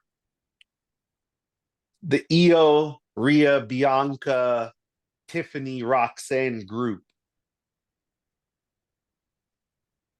They're in the ring. "Sky's the Limit" plays. Everybody's going crazy. And they laugh at the crowd because they're almost telegraphing it, saying, "What, you think she's coming back?" Right? Like they're poking at it because they're saying Sasha Banks will never return. So if that's who you dumb fans thought is coming back, she's never coming back. But she doesn't come back because Mercedes Moné comes back. And that's how you do it. Right? yep, You do that's how you do it. you fake the crowd out. So then the crowd's like, "Oh, well, it can't be her. They've already telegraphed it. They put her music on the screen and her picture and everything. It can't be her." And it isn't her. It is actually Mercedes Moné. And when she makes her return, it is the Mercedes Moné music. And the crowd's kind of like, "Who is this?" Or the crowd knows and they're cheering and they're going crazy. But like, think of the visual of Naomi, Becky, Bailey, Charlotte, Sasha, Mercedes, or Asuka, in that group posing in the ring after winning a War Games over that other five women of Tiffany, Rhea, Bianca, Io, and Roxanne. Like, think of how awesome that moment would be, and think of how much the buzz that would get. And so It would to be huge. me, yeah, that would be the way to do it. It'd be huge. I got one more thing to add on my dreams if the four horsewomen four way ever happened at Mania. I think the coolest thing would be for it to main event and there's no belt involved. Yeah. Because again, that's them. Roman Reigns can get a main event without having a belt involved, right? And those women, I think it would be their final beautiful stamp to be able to say, like, this women's match matters, belt or not, and it's a main event. I think that would be just the cherry on top. Who should Uh, win? Depends on when they do it, but it has to be Bailey or Mercedes. I think the answer is Bailey. I think it has Yeah, to be Bailey. I think because Bailey is the unsung rock of the Four Horsewomen, kind of right. the locker room leader. And I think to see Bailey win that match would really put a stamp on her career that she could use. Because she doesn't have the cachet of Becky and Charlotte in WWE storylines, and she doesn't have the outside classic stuff that Mercedes is building up to that point. So I almost think it would have to be Bailey as like an appreciation award for her. Here's how I would do it. One of two ways. Mercedes comes back. She's obviously a baby face, help the group.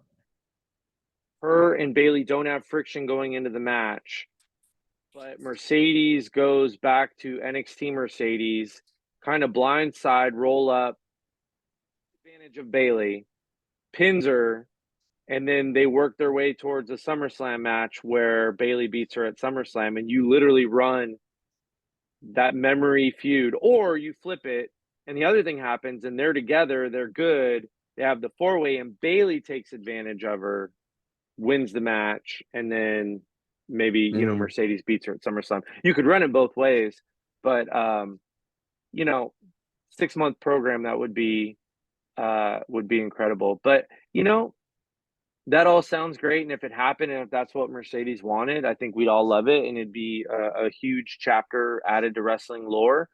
But I get just as excited now thinking about like who's she going to wrestle at Rev Pro, Yeah. and how many NJPW main events is she going to have, and when will she first main event an AEW show? So I just really think 2027 becomes more and more off the table as things go the way that they go I, right now.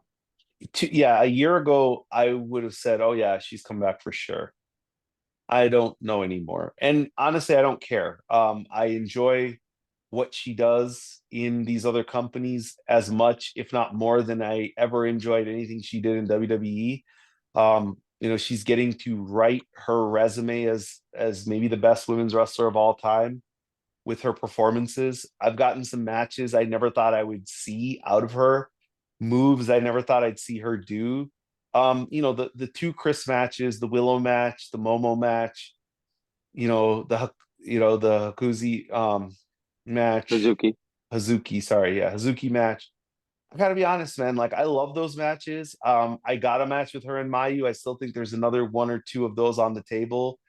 I would love to see her fight Saray. I would love to see her fight, you know, Azumi. I would love to see her fight. There's so many women out there I want to see her wrestle. Athena, that I'm not really interested in a WWE return for Mercedes. That if it never happens, cool. Like if the next time she goes back to a WWE event is the Hall of Fame, um, when they induct the four horsewomen or they induct her individually, I'm okay with that. Like, I just think there's so much meat left for her to do outside that fantasy booking anything is just, it's we answered the question that was asked, and it was a really good question because I do think how they would bring her back would be totally different than everything that they've ever done with her up to that point. Like they would give her the Cody Rhodes kind of comeback. But Right. at the same time, when I watch her wrestle and I listen to her Instagram lives and how she writes about what she's doing in the Money Mag, doesn't sound like somebody who misses what she used to do. She sounds like somebody who's moving forward, not moving back. And you know, I know, Nas once famously said, how he's always moving forward, never looking back at his classics. And I think that that's what Mercedes is doing. She's Yep. looking forward. She's not looking in the rearview mirror. But yeah, fantastic mailbag questions. Loved doing the segment. Would love Yep. to make it a weekly thing, but you guys have to keep the questions coming in for us and make them creative. But the first five that we got were tremendous. So, do you have any last words? Yeah, I appreciated the mailbag questions. I thought they were fantastic. We'll probably have you send them to my inbox the next time we ask for them. That way Mm-hmm. we can put Raj on the spot. Um, and even if we don't do it weekly, bi-weekly, that way we get really good questions every time. But we'll see the reaction from you guys. I I did want to call out one thing for anyone who's still, everyone who's still listening. If you didn't see Shotzi Blackheart's backstage promo um, last week, seek it out. Half ago, seek it out.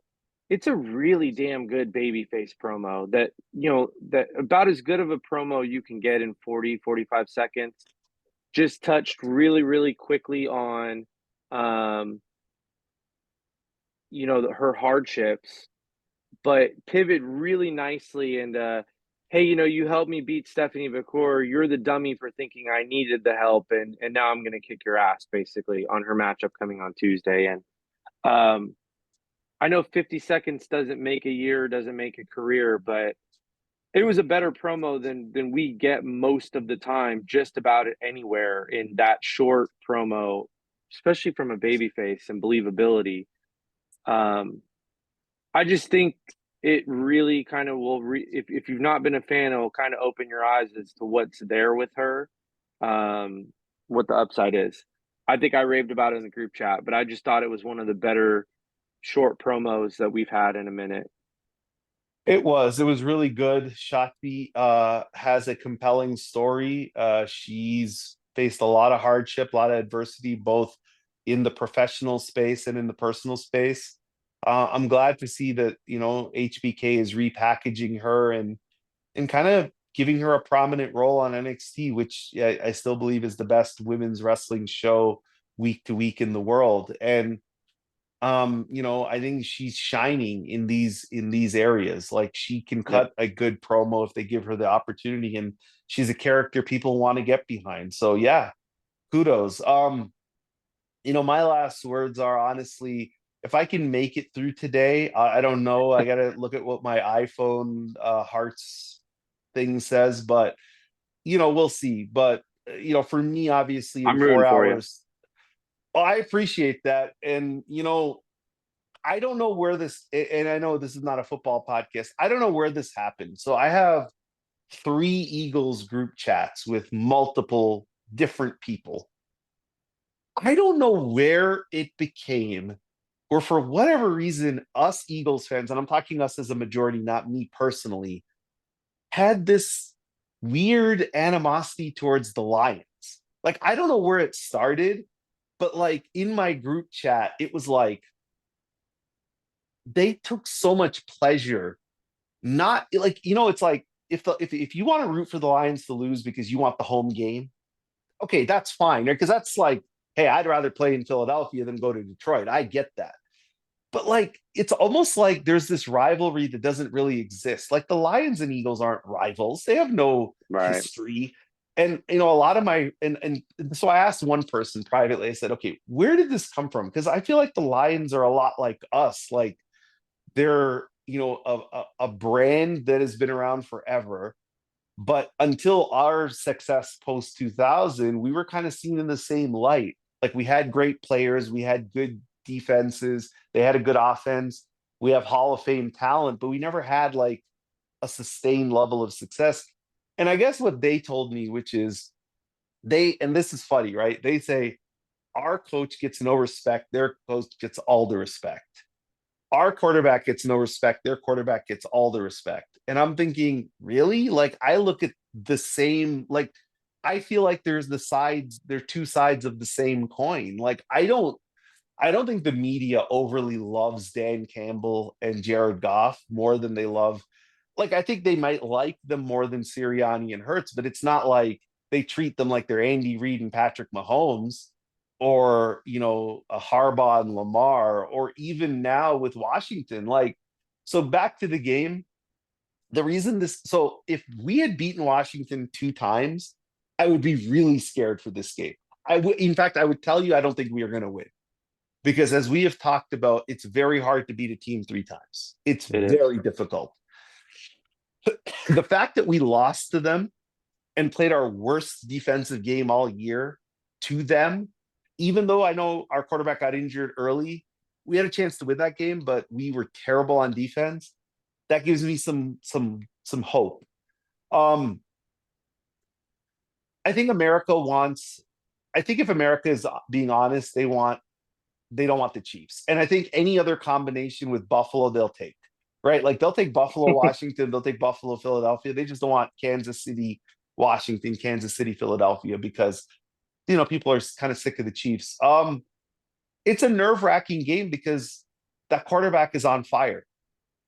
I mean, he's on, like, I'm surprised if he touches somebody, they don't burn down. He's that hot right now. He Um, is. the difference, I think, is that our team will not go away from the run like your team did. Because I rewatched that game and I said to myself, if they just said, Jared, you know what? Thanks today, you're handing off, they could have won that game. They could have Yeah, won that game.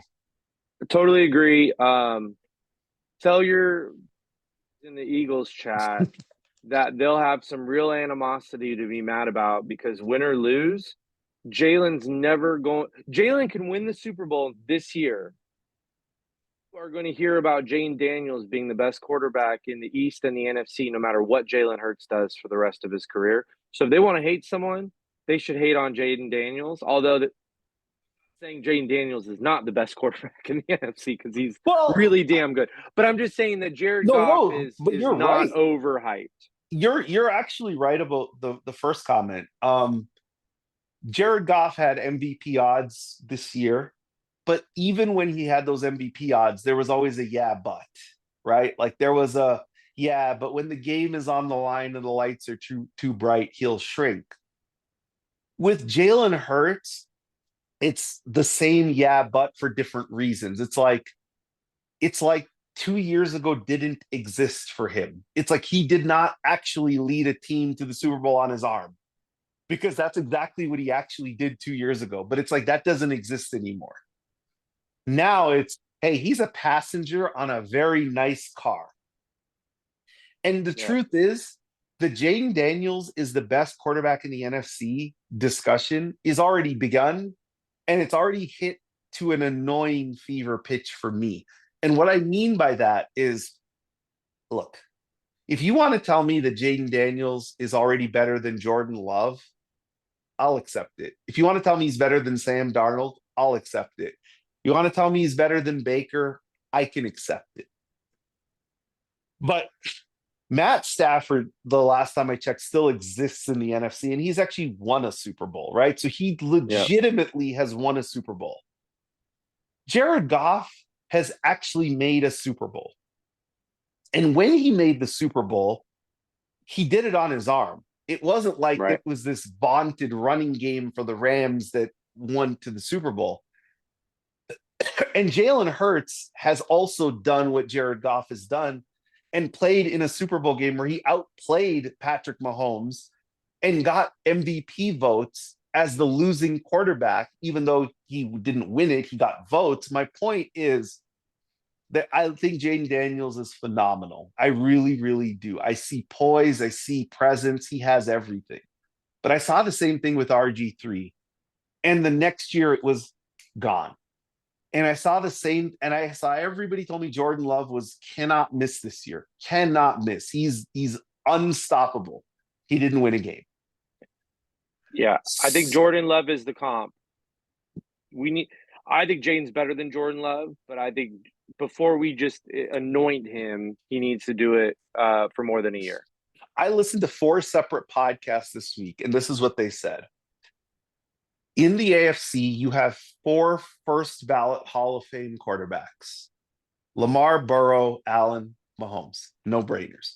By the way, I don't even agree with that statement. I But don't think okay, Burrow is a first ballot Hall of Famer.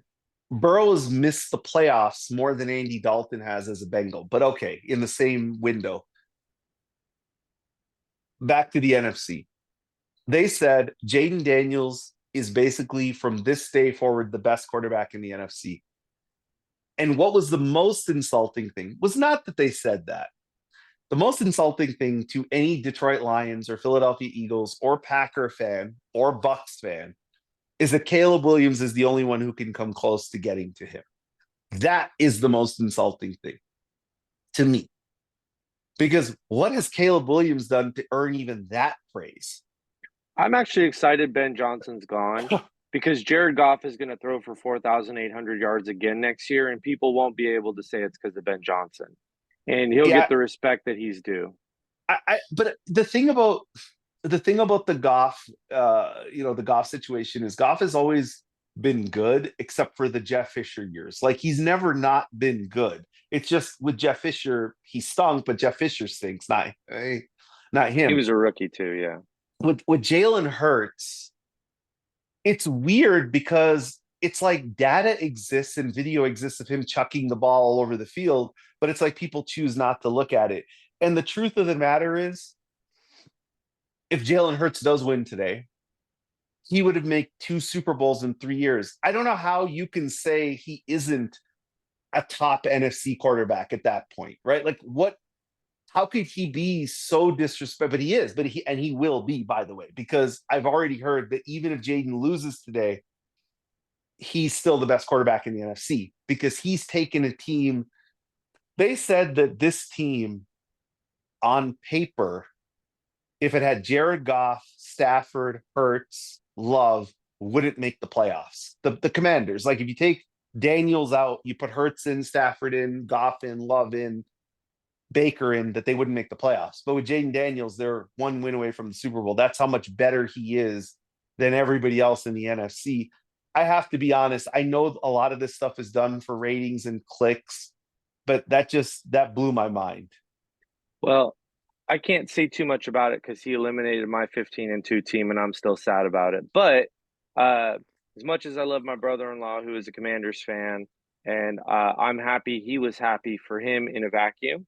Um, the Commanders slash Redskins have been a foe of mine since I was 7. They eliminated us during one of our other great Mm-hmm. years when I was younger. So my heart, I would be lying if I said I wanted Washington to win. And I actually like Jaden Daniels. I think he's very good.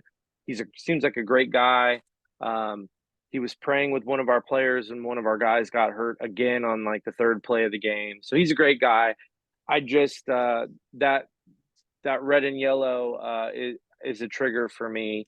Mostly not good things have happened for my team. So um, I'm rooting for big play Slay and the Eagles, and I'm hoping for a Buffalo Philadelphia Super Bowl. So I do wish you the best. And Thank you. if they don't win, we're not talking football at all next week. Yes, we will not be talking football.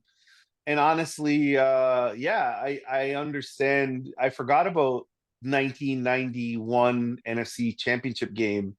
You know, the Lions got there and they when they lost to the Redskins, then they were clearly not the better team. The Redskins were a juggernaut team. Like that team was unbelievable. That Redskins team with Rippin and Yes. that group. But I understand what you're saying. Like it's tough. And to be honest, I'm sure you probably have read the story of him writing on Terry and Arnold's jersey 123 Cancun. Yeah. I hate it. I don't want to talk about it. And it's so funny how he can do that and nobody sees it as arrogant. They like think it's cool and cute. And look, I think Jaden Daniels is tremendous. I am a fan of him as a football fan. But I will say I'm nauseated by the coverage he's gotten. I'm not gonna lie and say I don't think that it's a little overblown. Like again, a lot of quarterbacks have been good for 1 year. Nick Foles was really good for 1 year, Right. and he won the Super Bowl. So it's like, hey, but we'll see, man. Thanks for the luck, and I'll let if I make it through today. But thanks everybody for listening. As always, numbers are very good. They're growing. Thank you for the mailbag questions, and we will talk next week, hopefully with 2 reports, one from you in AEW and a mutual friend of ours who's going to the NXT show, which we didn't even get a chance to talk about. But there are 2 huge NXT women's matches next week. One for the tag belts, Bianca Naomi against Jakara and Lacey. And then the other one, which is like a Lash dream Legend. tag to Lash Legend. Thank you. And the other one is like a dream women's tag match, which is Roxanne and Cora Jade against Julia and Bailey, making Yep. her return to NXT. So we're going to have a report from one of our mutual friends who is attending the show in Atlanta. And hopefully we can get her on the podcast next week, along with Billy, who will give us the report from Mercedes and Yuka in Huntsville. So everybody, until then, next week, see you then. See you, everyone.